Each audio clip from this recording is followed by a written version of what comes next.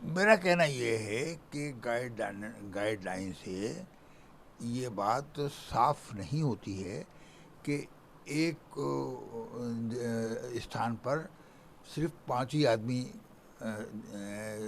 جمع ہوں، بلکہ گائیڈ لائن کے اندر یہ بھی لکھا ہے، گائیڈ لائن کے اندر ہی لکھا ہوا ہے کہ جہاں گنجائش ہوگی وہاں 100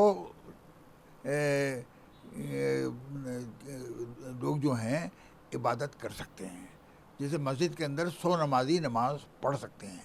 تو ہمارا کہنا یہ ہے کہ ہم اس کو، جو پہلی گائیڈ لائن کا جو پہلا حصہ ہے جس میں ہم کو اس بات کی اجازت دی گئی ہے کہ 100 آدمی نماز پڑھ سکتے ہیں، اور اس میں یہ بات کہ یہاں یہ کہی جا رہی ہے کہ 5 آدمی ایک استھان پہ کھڑے ہوں، تو ہم یہ کر سکتے ہیں کہ بھئی 5 5 آدمیوں کی ہم ٹکڑیاں بنا دیں، لیکن یہ کہ آپ اس، اگر ہم نے یہ طے کیا کہ 5 سے زیادہ آدمی نہ مسجد میں آئیں، تو اس کا مطلب یہ ہوا کہ ہماری تراویحیں اور ہماری نمازیں بند کی جا رہی ہیں۔ ایسے اتنے کم وقت کے ہم جو ہیں 5 آدمی یہ کریں گے تو باقی تو کمیونٹی کے لوگ جو ہیں وہ سب کے سب محروم ہو جائیں گے۔ نماز کا پڑھنا، تراویح کا پڑھنا، یہ ہمارے لیے ضروری ہے مذہبی اعتبار سے، اور اگر نہیں پڑھیں گے تو ہم گنہگار ہوں گے۔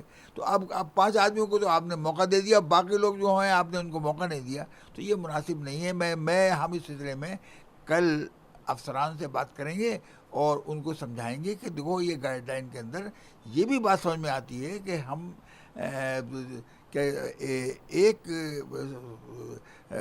دھارمک استھل پر 100 کے قریب آدمی نماز پڑھ سکتے ہیں۔ تو اگر وہ ان کی سمجھ میں آ گئی تو اس کے بعد پھر وہ گنجائش نکالی جائے گی۔ جی وہیں پر روزے کب کب سے شروع ہو رہے ہیں؟ دیکھیے، روزہ جو ہے، کل چاند دیکھنے کی کوشش کی جائے گی، کل جب سورج چھپنے کے بعد، لیکن اس بات کا امکان بہت کم ہے کہ کل چاند نظر آئے، اس لیے کہ چاند کے لیے جو ضروری طور پر جتنا جس پوائنٹ پر جتنے ہونا چاہیے اس کے اعتبار سے یہ چاند جو ہے نظر نہیں آئے گا کل، یہ سمجھا جا رہا ہے۔ تو اس لیے اگر چاند نظر آ گیا تو پرسوں روزہ ہو جائے گا، اگر چاند نظر نہیں آیا تو پھر اس کے بعد ویڈنسڈے یعنی بدھ کے روز پہلا روزہ ہوگا۔ جی، یہ رمضان کا مہینہ جیسا کہ میں بتایا کہ بھئی بہت مبارک مہینہ ہے ہمارے لیے، عبادت کا مہینہ ہے، اور یہ اس کے اندر قرآن میں اس کا حکم دیا گیا ہے کہ جب رمضان کا مہینہ آئے تو ہم پورے رمضان کے مہینے 30 دن کے اندر تک یا 29 دن ہم روزے رکھیں۔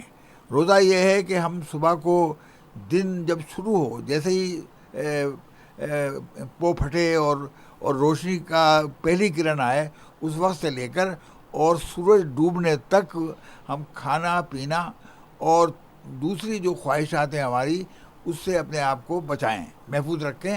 نہ ہم کھا سکتے ہیں، نہ پی سکتے ہیں، نہ پانی پی سکتے ہیں، نہ کوئی چیز کھا سکتے ہیں۔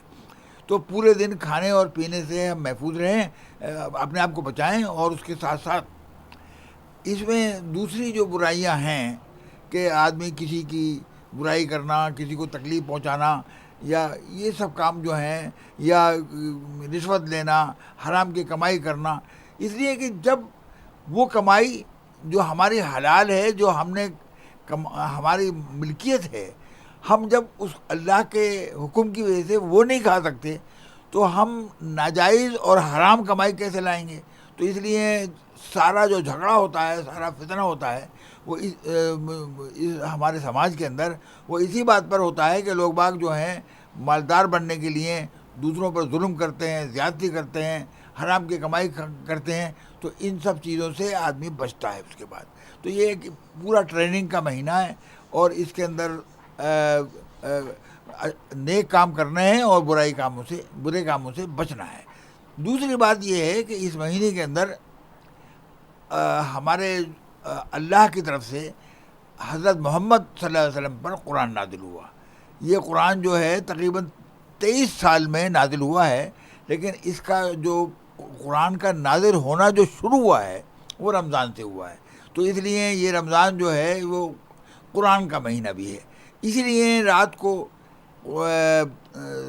جب رات کو عشاء کی نماز ہوتی ہے جو ہماری آخری نماز ہے، 5 وقت کی نمازیں ہیں، ان میں سے جو آخری نماز ہے وہ عشاء کی نماز ہے. عشاء کی نماز کے بعد پھر تراویح پڑھی جاتی ہے، جس میں جو آدمی قرآن کو، پورے قرآن کو حفظ کر لیتا ہے، اپنے یاد کر لیتا ہے، وہ سناتا ہے اور باقی لوگ سنتے ہیں. اس کا مقصد یہ ہے کہ قرآن کریم کو لوگ بھول نہ جائیں اور عوام سے بھی اس کا رابطہ رہے. اس لیے ساری دنیا کے اندر تراویح پڑھی جاتی ہے اور تراویح کے اندر قرآن پڑھا جاتا ہے، اور قرآن کو محفوظ کرنے کے لیے، اس کی حفاظت کرنے کے لیے یہ تراویح کے اندر قرآن کریم جو حافظ ہیں وہ پڑھتے ہیں. تو یہ پڑھا جاتا ہے. اس میں جیسا کہ آپ جانتے ہیں کہ جو ہم روزہ رکھنے سے جب شروع ہوتا ہے ہمارا روزہ، اس سے پہلے کچھ کھانا پینا بھی ہمارے لیے ثواب کا باعث ہے. یہ بھی بہت اچھی بات ہے کہ ہم اسے کھائیں، ضروری ہے ہمارے لیے. کچھ چاہے ایک کھجوری کھائیں، تو اس کے لیے اس وقت کو جو صبح کو جب کچھ کھاتے ہیں تو ہم اسے سحری کہتے ہیں. سحر کہتے ہیں صبح کے وقت کو. تو صبح کے وقت جو کھانا کرتے ہیں وہ جو کچھ لوگ جو ہیں اس کے لیے سوئیاں بناتے ہیں، کچھ لوگ جو ہیں وہ روٹی اور اپنا جو دوسرا جو سامان ہے وہ استعمال کرتے ہیں. تو اس لیے وہ کھایا جاتا ہے. اس کے بعد پورے دن روزہ رکھنے کے بعد جب ہم پھر کھانا شروع کرتے ہیں، اس کو ہم افطار کہتے ہیں. یعنی جو ہے وہ ہمارا اب کھانا جو ہے، جو پابندی لگ گئی تھی وہ پابندی کھل گئی، اور ظاہر ہے کہ اس طرح پورے دن جو ہے روزہ رکھا جاتا ہے. یہ ہمارا یہ مہینہ عبادت کا ہے. راتوں کو عبادت کی جاتی ہے، قرآن پڑھا جاتا ہے، اور لوگ اللہ سے دعائیں مانگتے ہیں. اور اس مہینے کے اندر جو اللہ تعالیٰ نے وعدہ کیا ہے کہ جو عبادت کرتے ہیں، جو اللہ کی طرف توجہ کرتے ہیں، وہ ان کے گناہ جو ہیں معاف کر دیے جائیں گے. اللہ کی رحمتیں ان پر نازل ہوں گی. اور جو لوگ اپنے گناہوں کی وجہ سے